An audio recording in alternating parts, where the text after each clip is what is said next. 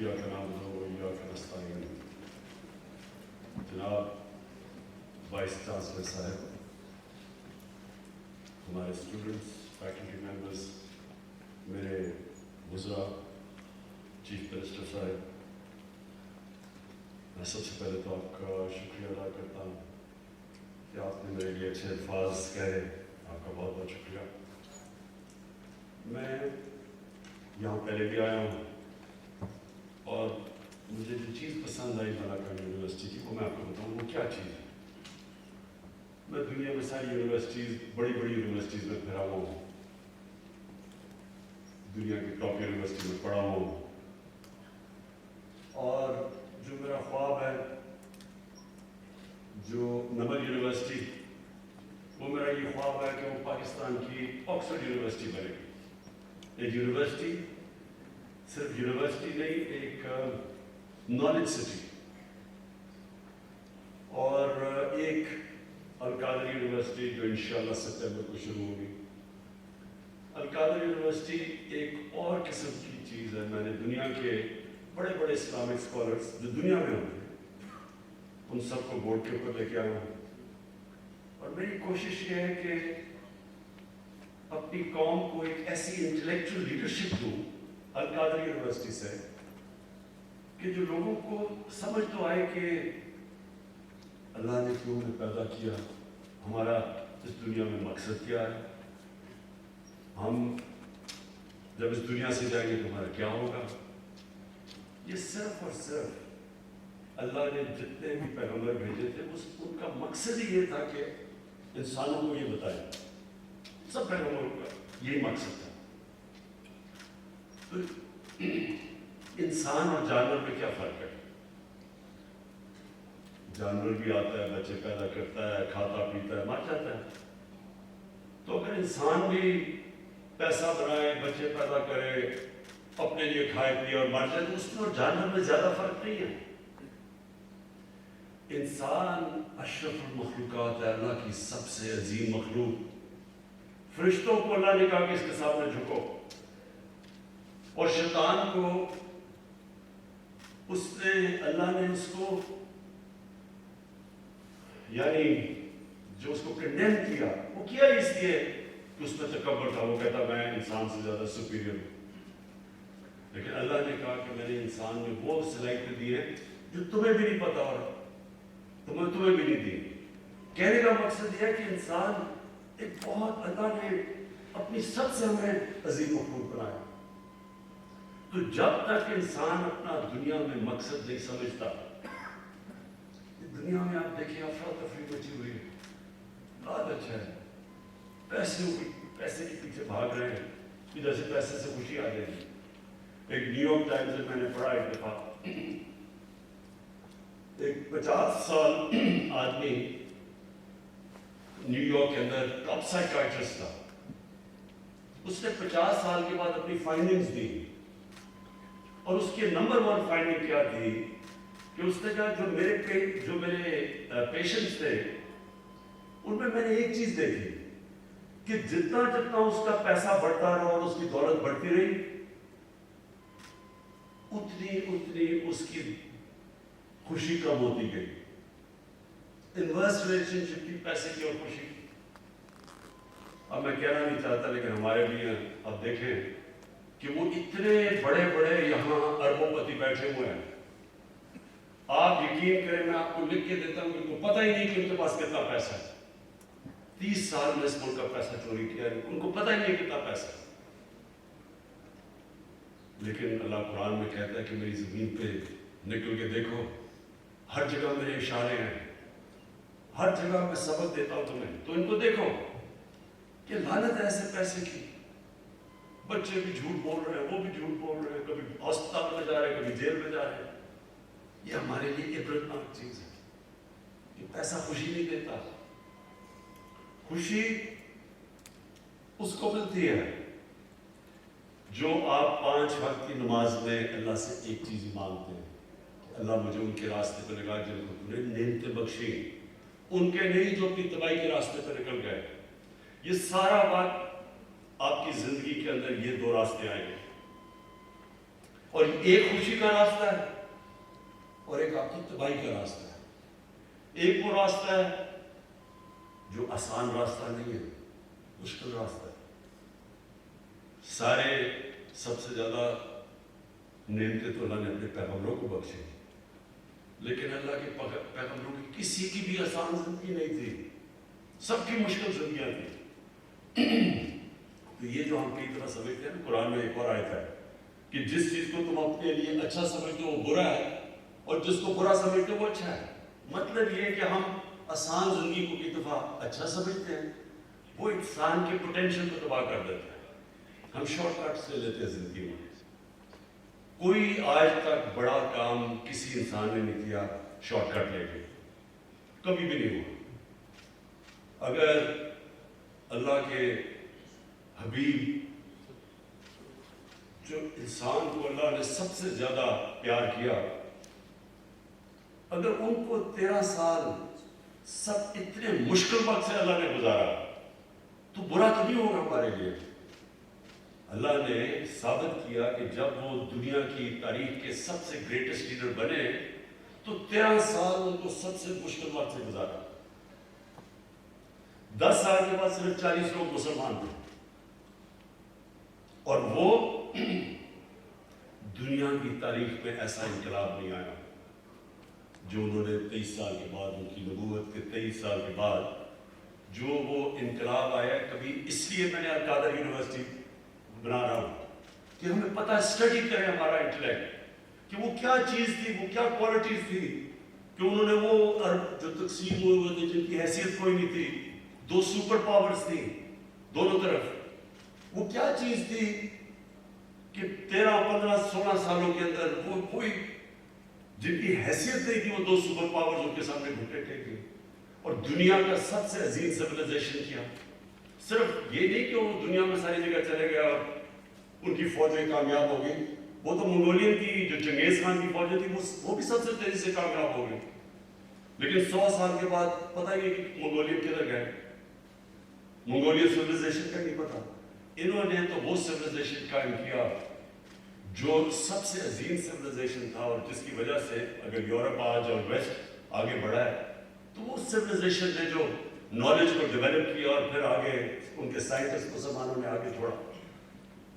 یہ کہنے کا مقصد یہ ہے کہ ایک یونیورسٹی ہے جو کہ انشاءاللہ نالج سٹی بنے گی، یہ تو گورنمنٹ میں نہیں نا، یہ تو میں نے گورنمنٹ کے باہر بنائی ہے، اور دوسری جو یونیورسٹی ہے وہ انشاءاللہ جو علامہ اقبال نے جو ایک کتاب لکھی تھی کہ the reconstruction of religious thought in Islam، کہ اسلام کے تھاٹ کو ڈیولپ کریں، ہمارے انٹلیکچوئلز آئے، وہ بتائے کہ یہ ملک بنا کیوں تھا۔ اگر یہ ملک بنا تھا کہ ٹاٹا برلا کی جگہ یا شریف اور زرداری نے امیر ہونا تھا تو اس کا مقصد کوئی نہیں تھا۔ علامہ اقبال کا بڑا واضح تھا کہ یہ ملک ایک دنیا کے لیے مثال بنے گا کہ اصل میں اسلام کیا ہے، اور وہ انشاءاللہ ہم یہاں ڈیولپ کریں گے۔ یونیورسٹیز کے اندر بھی میں نے کہا کہ ضرور ہمیں ایک سے شروع کریں گے، ابھی ہم سرگودا یونیورسٹی سے شروع کر رہے ہیں، پی ایچ ڈی کلاسز ہو، اور پھر باقی یونیورسٹیز کے اندر ضرور ایک کلاس ہو جو ڈیولپ کرے کہ ہمیں انسان بنائے۔ ٹیکنالوجی اور ٹیکنیکل ایجوکیشن بہت ضروری ہے، لیکن اس کے ساتھ ساتھ ٹیکنالوجی اور ٹیکنیکل ایجوکیشن تو ہمیں آگے لے کے جائے گا۔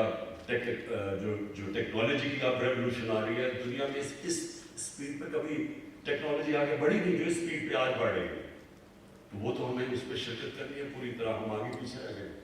ٹیکنیکل ایجوکیشن کی بہت ضرورت ہے کیونکہ ہمارے اتنے زیادہ بے روزگار نوجوان ہیں، ان کو جب تک ٹیکنیکل ایجوکیشن نہیں ملے گا روزگار نہیں ملے گا، یعنی وہ، اور جتنا ہم اپنے انسانوں کے اوپر ویلیو ایڈ کرتے جائیں، جتنا ان کے اوپر خرچ کرتے جائیں گے وہ معاشرے میں ویلیو ایڈ کریں گے، اور دنیا میں تو وہ اکانومی اوپر جاتی ہے جو نالج اکانومی ہے۔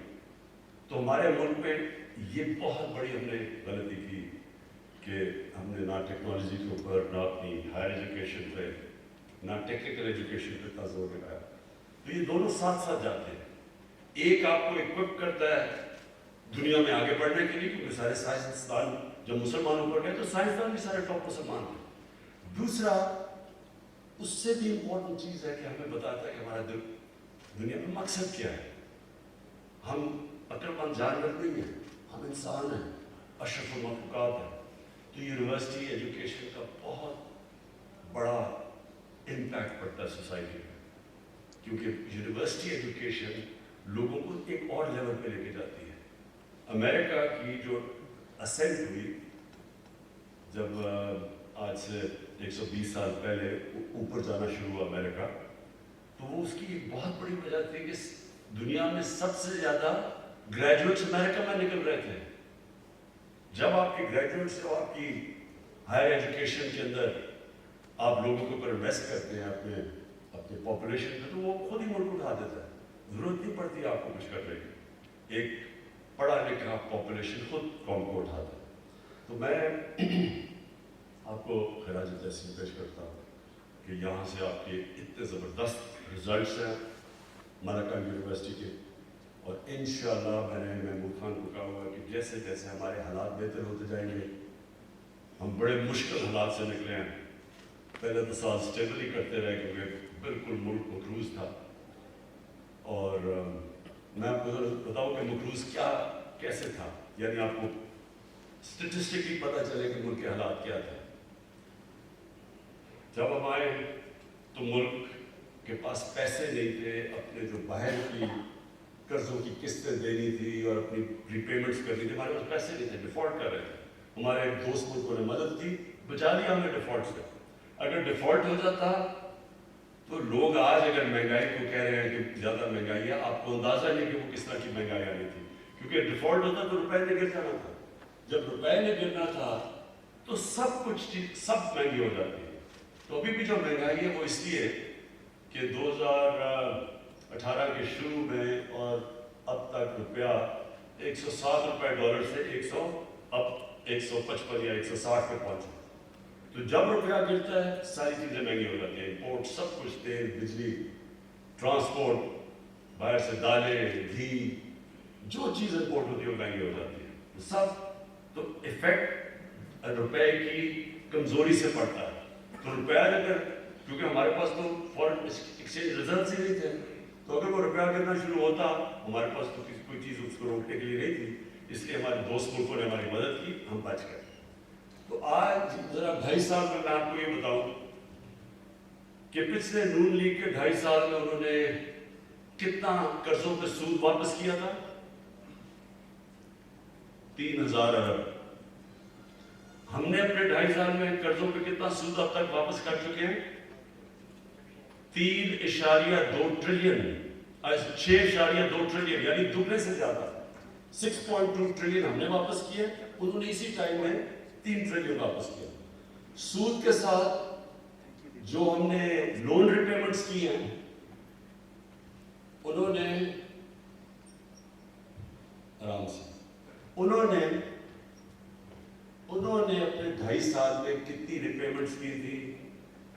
لون پلس انٹرسٹ 20 ٹریلین، 20,000 ارب. ہم نے ابھی تک کتنی کی ہے؟ 35,000 ارب.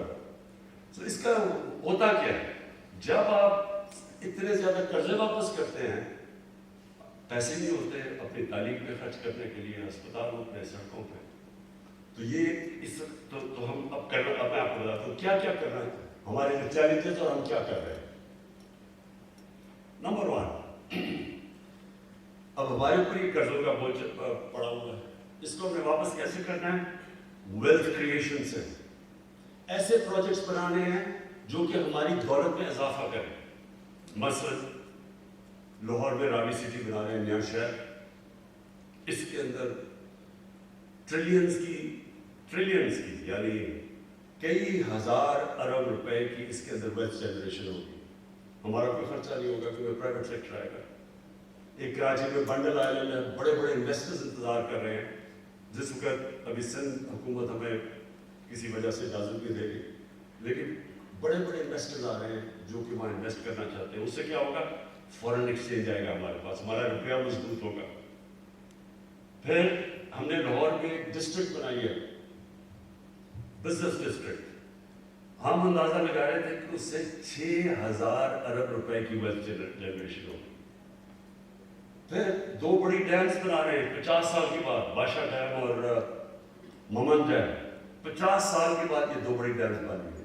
یہ ویلتھ جنریٹ کرے گی کیونکہ اس میں ہمارا پانی سے جو بچے گا اس پانی سے ہم فصلیں زیادہ ایگریکلچر پروڈکٹیوٹی بڑھے گی ہماری. سارا جو ہمارا چشمہ رائٹ بینک کینال کا یا چیف منسٹر صاحب مجھے کہتے رہتے ہیں مجھ سے کم از کم 3 لاکھ ایکڑ ڈی آئی خان کے اندر زمین کاشت ہو سکتی ہے. تو اس کے لیے تو بڑی ڈیمز تو وہ ان سے ویلتھ جنریشن ہوگی. پھر ہم کنسٹرکشن انڈسٹری کے وہ اس وقت ہماری کنسٹرکشن انڈسٹری کو ہم وہ انسینٹیو دے رہے ہیں اور وہ اس لیول کی کنسٹرکشن انڈسٹری جو پاکستان کی تاریخ میں کبھی نہیں ہوئی کیونکہ ہم نے ان کو انسینٹیوائز کیا، ان کے لیے آسانیاں کی، اپنے لو کاسٹ گھر بنا رہے ہیں افورڈیبل ہاؤسنگ لوگوں کے لیے. یہ پہلی دفعہ پاکستان میں ہو رہا ہے. تو جیسے جو کنسٹرکشن ہے اس کے ساتھ 30 اور انڈسٹریز جڑی ہوئی ہے. تو جب کنسٹرکشن چلتی ہے تو 30 اور انڈسٹری چلتی ہے، روزگار بھی ملتا ہے، ویلتھ کریشن بھی ہوتی ہے. اور پھر جو اگلی چیز ہے ٹورزم. ٹورزم ایک ایسی چیز ہے جو اکیلی ٹورزم پاکستان کو اتنا پیسہ لا سکتی ہے فارن ایکسچینج میں، جو ہمارا یہ جو سارے مسئلے فارن ریزروز کے سب ختم ہو سکتے ہیں. اور ٹورزم جو اس وقت اندرونی ٹورزم ہے، ڈومیسٹک ٹورزم ہے، وہ پاکستان میں ٹیک آف کر گئی. اب سوال پہ تو خیر آپ کو پتہ ہی ہوگا کہ کتنی ٹورزم ایک پچھلے 2 سالوں میں آئی ہے. کورونا کے باوجود کبھی پاکستان میں اتنی ٹورزم نہیں آئی. اور پہلے تو صرف گرمیوں میں آتی تھی، اب گرمیوں اور سردیوں میں ٹورزم ہے. اس لیے یہ بڑا اچھا آپ نے یہاں ہاسپٹیلٹی کی کلاسز رکھی ہوئی ہیں، بہت امپورٹنٹ ہے آپ کے لیے کیونکہ ٹورزم میں ان پہاڑی علاقوں میں، دور دراز علاقوں میں اتنا روزگار ملے گا لوگوں کو. ان کو جانا نہیں، لوگ جاتے ہیں باہر، کوئی کراچی جاتا ہے، کوئی دبئی، کوئی سعودی عربیہ نوکریاں ڈھونڈنے کے لیے. لیکن جب یہ ٹورزم ٹیک آف ہو گئی، یہ سارے علاقے کے اندر لوگوں کو باہر نہیں جانا پڑے گا کیونکہ جو وہ پیسہ جنریٹ کرتا ہے. میں آپ کو مثال دیتا ہوں. پاکستان تو کوئی میرے خیال میں 1 یا 2-3 ملین ڈالر بھی نہیں جنریٹ کرتا ٹورزم سے. ملیشیا جس کی صرف سی ٹورزم ہے 20 ارب ڈالر جنریٹ کرتا ہے. 20 ارب ڈالر. ہماری ایکسپورٹس 25-26 ارب ڈالر ہے تو صرف ٹورزم سے. پھر ترکی 40 ارب ڈالر جنریٹ کرتا ہے ٹورزم سے. سوئٹزرلینڈ 2 فگرز آتی ہے، 60 ارب سے 80 ارب ڈالر جنریٹ کرتا ہے. اور سوئٹزرلینڈ ہمارا جو شمالی علاقے ہیں، ناردرن ایریاز، وہ آدھے ہیں سوئٹزرلینڈ سے. سوری، سوئٹزرلینڈ آدھا ہے ہمارے ناردرن ایریا سے، دگنا ہے سوئٹزرلینڈ کا سائز. تو ہم اگر اس کو صحیح معنی میں یوٹیلائز کریں، مجھے ایک آسٹریلین نے آ کے کہا کہ جو اسکیم یہاں ادھر ہمارے ناردرن ایریاز میں ہے، کہتا ہوں اس دنیا میں کہیں نہیں ہے اس طرح کی اسکیم. اور اسکیم کے اوپر ہی سارا جو سوئٹزرلینڈ کا پیسہ بنتا ہے اسکیم کے اوپر ہے. تو ہم صرف ٹورزم کو پورا زور لگانے لگے ٹورزم. اور انشاءاللہ اس کو پوری طرح، اور یہ جو آپ نے منع کرنا ہے کورسز آف ہاسپٹیلٹی کے لیے زبردست کام کیا آپ نے، بیکاز یہ فیوچر ہے آگے.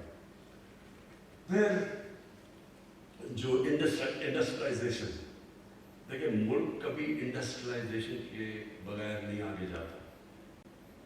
سمپل چیز میں آپ کو بتا دوں، اگر آپ نے صرف کپاس اگانی ہے اور یہ دھاگا ایکسپورٹ کرنا ہے یا آم ایکسپورٹ کرنے ہیں، اس سے کبھی ملک ترقی نہیں کرے گا. ہمارے پاس کبھی اتنی دولت نہیں آئے گی. سمپل ہے نا، ایک دکان ہے، ایک دکان آٹا بیچتی ہے، دوسری دکان کمپیوٹر بیچتی ہے. اب سوچیں اس کی کیا آمدنی اور اس کی کیا آمدنی ہے. اسی طرح ملک جب وہ ویلیو ایڈ کرتا ہے، جب وہ نالج بیسڈ اکانومی بنا دیتا ہے، اس کی اتنی زیادہ ریٹرنز ہیں کہ وہ ملک اوپر اٹھ جاتا ہے. ملیشیا، جب مہاتر محمد ملیشیا میں آئے ارلی 80s میں، تو ملیشیا صرف ربر اور میرے خیال میں ٹن، یہ 2 ایکسپورٹس تھی اس کی. اس نے آ کے الیکٹرانکس کی پہلے کاٹیج انڈسٹری بنائی اور وہ آہستہ آہستہ وہی کاٹیج انڈسٹری پوری ان کی الیکٹرانک کی انڈسٹری بن گئی. 80 ارب ڈالر صرف اس کی الیکٹرانک ایکسپورٹس تھی. تو آگے ہم نے جو جانا ہے، ہم نے ٹیکنالوجی اور ٹیکنیکل ایجوکیشن لے لی. اور اپنی انڈسٹری کو ہم نے پہلی دفعہ یہ 1950s میں ہماری انڈسٹری بڑی تیزی سے اوپر جا رہی تھی، بدقسمتی سے 70s میں نیشنلائز کر دی، وہ سارا کچھ ہو گیا. اب ہم اس کے بعد پہلی دفعہ پاکستان اپنی انڈسٹری اٹھا رہا ہے. آخر میں جو آپ کو کہنا چاہتا ہوں، دیکھیں اللہ نے اس ملک کو کسی چیز کی کمی نہیں دی. اس میں اللہ نے اتنی نعمتیں دی ہیں کہ میں حیران ہوں کہ لوگوں کو پتہ ہی نہیں کیا نعمتیں دی اللہ نے. کوئی بھی نعمت یہاں ہے ہی نہیں جو کہ ہمارے پاس نہیں ہے اللہ کی. صرف مسئلہ یہ ہے کہ ہم نے اپنے مائنڈ چینج کر لیا. جب میں کہتا ہوں نیا پاکستان، نئی سوچ چاہیے ہمیں. وہی جو پرانی گھٹی پسی طریقے ہم نے اختیار کیا ہوا، جو ایک اور چیز میں مس کر گیا، ایگریکلچر، اس میں ہماری ساری پرانی ٹیکنیکس ہیں. ابھی بڑی اچھی آپ نے بات کی زیتون کی. آپ سوچیں ہم پتہ نہیں $3 ارب کا تیل باہر سے، ایڈیبل آئل ہم باہر سے امپورٹ کرتے ہیں. یہ ملک دنیا میں سب سے زیادہ زیتون اگا سکتا ہے، کیونکہ میں نے ایکسپرٹ کو بلایا کینیڈا سے. اس نے کہا کہ جو سارا دریائے سندھ کا جو رائٹ سائڈ ہے، اس سے بہتر زیتون اگانے کی کوئی جگہ ہی نہیں ہے. اور اس کی کتنی یعنی ویلیو ایڈ زیتون کا، جو آپ اگر صرف ہم ایکسپورٹ اس کی شروع کر دیں، اور یہاں پہلے تو امپورٹ نہیں کرنی پڑے گی اور پھر ایکسپورٹ کر سکتے ہیں. اور یعنی ایسا درخت ہے جو کم بارش پہ مشکل جگہ پہ اگ جاتا ہے. تو اس کے اوپر انشاءاللہ پورا زیتون کے اوپر لے کے آ رہے ہیں. ایک ایووکاڈو ہے، میں صرف آپ کو مثالیں دے رہا ہوں. جو سب سے مہنگی سبزی گنی جاتی ہے اس کو ایووکاڈو کہتے ہیں. اتنا بہتر اگتا ہے ہمارے ملک میں.